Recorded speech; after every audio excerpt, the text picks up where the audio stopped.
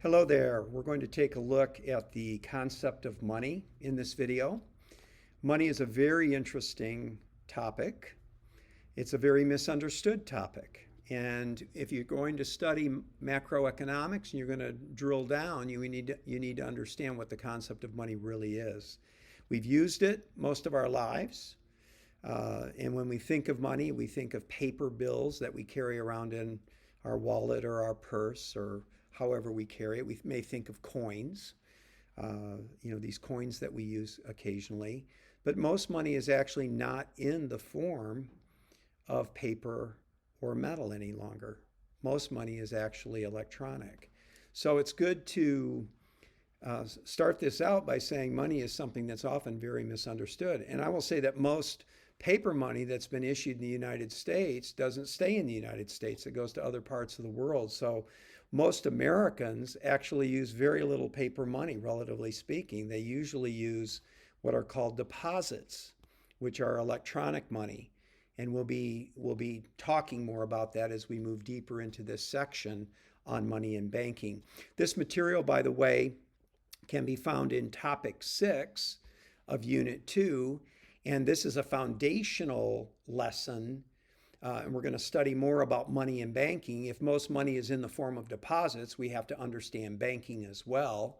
And so we're going to dive down into some banking principles. And then we'll be using this later on to talk about what we call monetary policy. So the foundations we're developing now become important foundations to some further theory we're going to develop and begin to try to understand. Okay, so let's just start out with a question here, and I strongly recommend that you write some notes down because it's important that you internalize this material and begin to build this into your understanding. And we need to get it from the teacher or the book and get it into us. So the question is, what is money? What is money? And then we're going to look at some criteria for good money. Why today do we not use gold as money?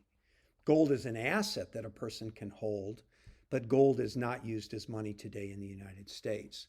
At different times in history, there were crops. Besides precious metal, there were crops. Tobacco was actually used as money at certain times. Animal skins have been used in trade between settlers here in the United States and Native Americans. And many things have served as money. Livestock, even unfortunately human beings, slaves. So money has taken on many shapes and forms over human history. And today, most money is in the form of deposits, electronic money, which is nothing more than bookkeeping entries on the books of banks. So what is money? First of all, it's an asset. Make a note of that, which is something of value, that is held. So let's jot that down. Now, it's an interesting asset, though. Some assets we acquire and we don't want to get rid of them. We have them with us a long time. We may own a car many years. We may own a home many years. We may have other types of assets that we kind of hoard and cling on to for years. But we don't do that with money. We acquire money, usually through earning income. And then we turn around and we try to spend it, usually almost as fast as we can. Because, look, if you're hungry or thirsty, money isn't going to satisfy your hunger and thirst. You're going to want to convert that money asset into food, which is an asset, and it's a consumable asset.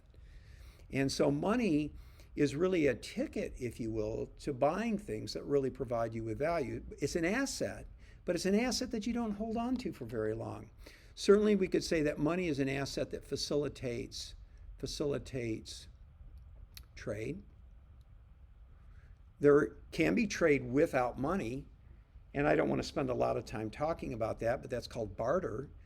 Say that I sell oranges and you sell pork, and if we're going to barter, we have to have a coincidence of need.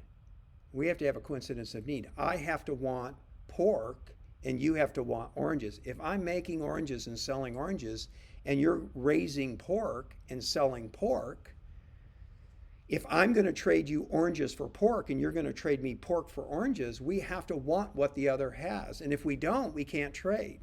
So I may grow oranges but not like pork. I may like beef better, or I may not want meat at all. And I want to trade my oranges for something that I want, but you have pork. We can't trade in a barter system. And you raise pork, but you don't like oranges. You like grapefruit, but you don't like oranges. Well, no coincidence of need. I can't sell oranges to you. Let's say I want your pork, but you don't want my oranges. We can't trade. So it facilitates trade. Why? Because it breaks down that requirement of coincidence of need. Let me give you an example. If we can all in our society agree on something as money, I will make oranges, eat some of them, trade away most of them, and be paid money. I will then take money and go buy beef. I'm not going to buy your pork. I don't want pork, I want beef, let's say. Or I don't even want meat, I want something else. At the end of the day, that doesn't bother you because there will be people out there, who will want pork. You wouldn't be raising pork if you didn't think there was anyone out there that wanted it besides yourself. And so you'd be able to sell it to others for money. And I would be able to sell my oranges for money. And then the people that want oranges would bring their money to me, and people that want pork would bring their money to you, and trade would take place. And so, yes, money systems facilitate trade, and you might make a note here that barter requires coincidence, what we call coincidence of need. This will be in your reading. You can pay attention to this. Whereas monetary systems that have money in them, do not. So make a note of that. That's an important reason for having monetary systems, because you get rid of this coincidence of need problem and it facilitates trade. And I'll quickly throw this in as well. There would never be as much specialization as you have today if we didn't have monetary systems. Monetary systems facilitate specialization. For instance, think of me. I've spent my whole life learning to teach economics, and I'm still teaching it. I'm still earning income from it, which means I'm still acquiring money through this, the possession of money through this. And think about it. Would I say I like bananas? I do. How would I barter for bananas? What would I do in a world of barter? How would I barter for bananas? I'd have to go out and find somebody that grows bananas, and then I'd have to find somebody who grows bananas that wants economics training. That would be tough. I probably would go my whole life. I might go my whole life without ever eating a banana, which I'd really enjoy. And there's all sorts of other things out there that I couldn't enjoy unless there was a coincidence of need. So in a world of barter, you have very restricted trade, and you do not have high levels of specialization. People can't become as highly specialized as I am and still enjoy all the things that I like to enjoy in life, the goods and services that I would buy. So that's another thing to keep in mind. Okay, we've got to keep it moving here. So let's move to the next idea, characteristics.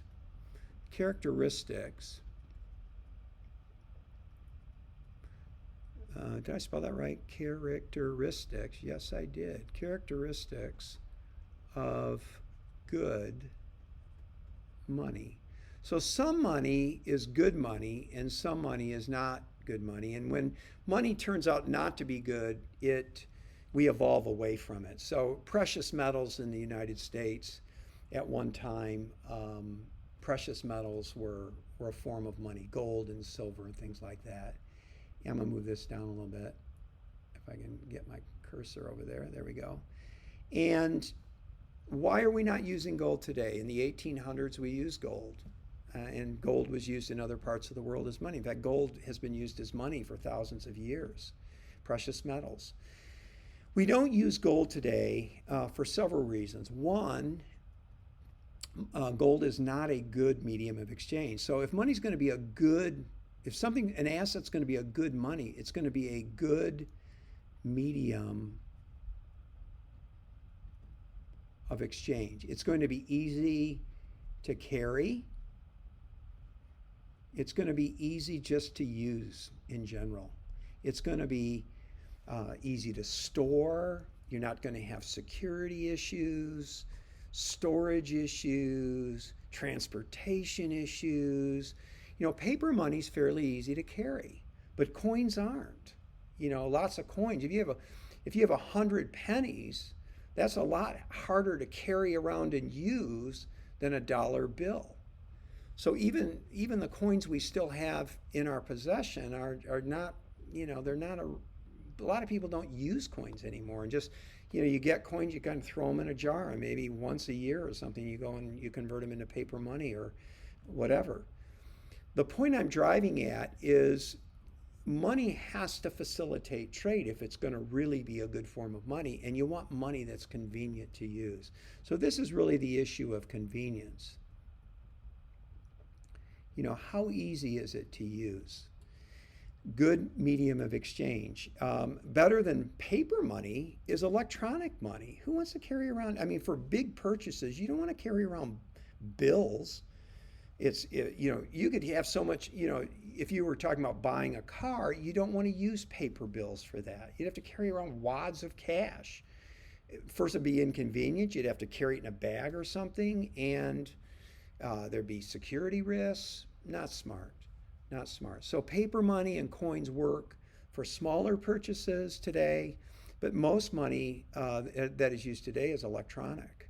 We're gonna swipe a debit card, which is a way of moving electronic money, authorizing the movement of money from my account, let's say, to your account. If I'm buying something from you with my debit card, you're a vendor, let's say, and I'm buying something from you, we swipe the card, and my account goes down by that amount and your account goes up by that amount. That's convenient. I don't have to handle the paper, handle the coin. So good medium of exchange, that's one criteria. Good store of value, that's another important criteria. Money should hold its value over time. That's the problem with inflation. When economies suffer inflation like we've had here recently after COVID, if inflation's running at 10% a year, I just read an article somewhere that Argentina, now this video may be around a while, so by the time you watch it, this may not be true, but at the time I'm doing this video, Argentina currently has inflation running at about 100% a year. 100% a year. That means prices double every year, which is another way of saying that the peso, that unit of money that is used in Argentina, is losing half its value every year. If prices are going up 100%, the value of the money is being cut in half every year. That's what that means. And if money is not a good store of value, people will not want to hold it. They'll want to use it quickly but not hold it. Good money will maintain its value over time, and you'll be willing to hold it until you decide to use it. So we need, you want the purchasing power. This is what you kind of want to note here, is the purchasing power of that money should remain relatively stable over time, or you won't hold money. It's too risky, okay? And I talk about this in the e-workbook. If you go to topic 1 in unit 2, I talk about inflation, what it is, how it's measured. I also talk about some of the consequences from it. Later in the course, unit 3, topic 6, we'll talk about the cause of it, what really causes it. Okay, so money should be a good store of value, should hold its value over time. 3, it should be a good unit of account. Good unit, oh, I left the good out. Good unit of account. Now, what do we mean by this? It should be easy to measure. It should be easy to divide. So it's very easy today in our monetary system to know the difference between a $20 bill and a $5 bill, and to know that there's a big difference in having $1,000 in your bank account and having $100 in your bank account. it's very easy for people to conceptualize the difference in those sizes. But let's say that you're talking about a system where pigs are money, and somebody goes to trade a pig for some other type of food. And the person says, for this food that I'm going to trade the pig for, I want at least a third of a pig. Well, what third are you going to get? And what kind, not only what are you going to get? Are you going to get the ham, which is off the leg, the upper leg? Or are you going to get some of the guts? Are you going to get the head? You know, the different thirds have different values. And then you get into the whole issue of there are healthy pigs and sick pigs. There are pigs with lots of fat and pigs with no fat, you know. And you get into the issue of the quality of the pig. And if the quality of the pigs vary, it's very hard to exchange them because you're arguing over, well, what is this really worth? Whereas nobody's arguing over what a $20 bill is. It's a $20 bill. That's it. And it's 4 times greater than a $5 bill in terms of value. So for money to be a good form of money, it should be a good unit of account. And number 4, this one's a little bit more abstract, but money should be a good standard of deferred payment. Deferred payment. Okay, I'm writing here. And in a solid monetary system, you want money is the measurement of value. And if you're going to look at writing a contract over time, let's say you want to write a 5-year contract for a sale of a piece of land, and if you write that contract in pigs, it's going to be tricky. Because what is the value of a pig a year from now, 2 years from now, 3 years from now, 4 years from now, and 5 years from now? What's going to be the value of that pig? So if we write a contract, a 5-year contract, 60 months, and the contract is you have to pay 2 pigs a month. 2 pigs a month for 60 months, 5 years to acquire this piece of land. Well, there could be years where pigs are worth a lot because maybe there was a pig plague and it wiped out a lot of pigs, and there aren't many pigs. And if you can acquire pigs, you have to pay a lot for them. You have to trade away a lot for pigs. And if you were paying 2 pigs a month in that environment, those payments would be very high because you have to give up a lot to get a pig. Whereas if pigs are very abundant and pork prices are very low, pork values are very low, those months you'd be paying very little for this land. You give a couple pigs away and you're not really giving up much because pigs are relatively abundant and they're not very scarce and da-da-da-da-da.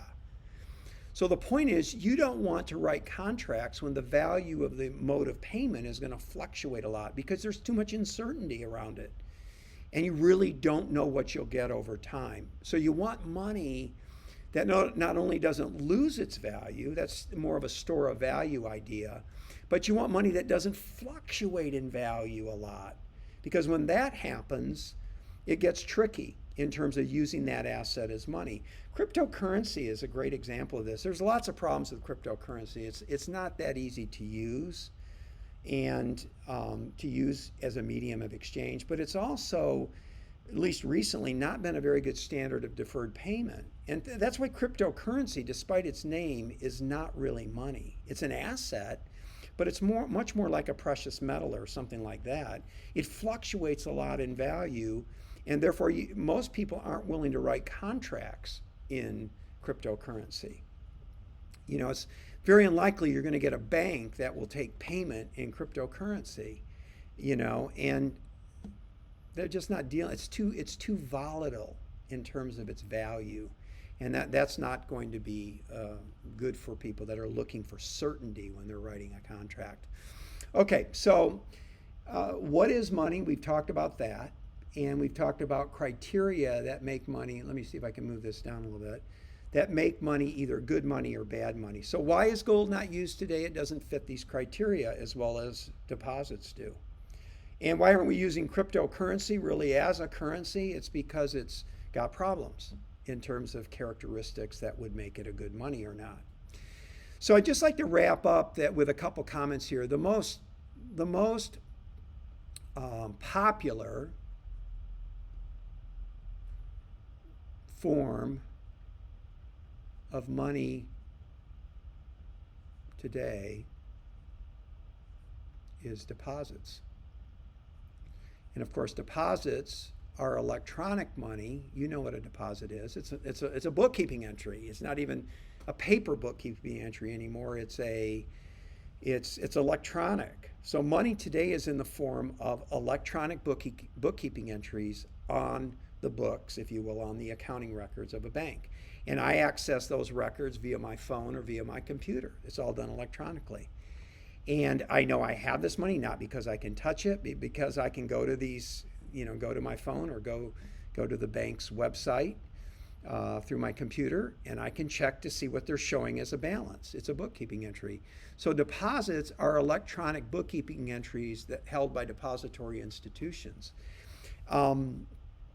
Does this fit the criteria of good money? Yeah, it's very easy to use. You swipe the card, and when you swipe the card is not the money. You can have the card and have no money. The card is like the key to the car. It activates the car, turns the car on, and you can get the car moving using the key. And even car keys are getting to be a primitive idea. But the card, when you swipe the card, what you're doing is authorizing your bank to transfer funds from your account to someone else's account electronically. This is all done electronically. And even checks move these electronic funds. So if you write a check today, you're actually making an order. When you write a check, it's an order to pay. You're ordering your bank to release funds legally from your account to someone else's account. Now, a lot of us don't write checks anymore because it's a painful way to move those funds. It takes time to write it out, then the check has to be handled, and this and that, and there's a process there. It's gotten better, but it's still a little bit of a sticky process. But debit cards is the easiest way to really move money. We're moving away even from these cards. You've got fingerprint readers that are becoming even common, and iris readers that read your eye. All the selling. If we're talking the sale of goods and services, someone's selling something. All they want to know is it's really you when they're taking payments. So it may be that in the future we don't even use cards, that we use fingerprints and we use eye readers and other things like that to actually determine that the person making the payment is the person who has the funds, and that person is in fact authorizing the transfer of those funds. Okay? So again, checks and cards are not money. Checks and cards are the devices by which we move those funds from one account to the other. We're going to be talking a lot more about this in the lessons that are ahead. There will be subsequent videos and subsequent lessons in your e-workbook. But to understand these lessons, you have to first of all understand really what money is today. And hopefully this video helped you with that. All right, I wish you well.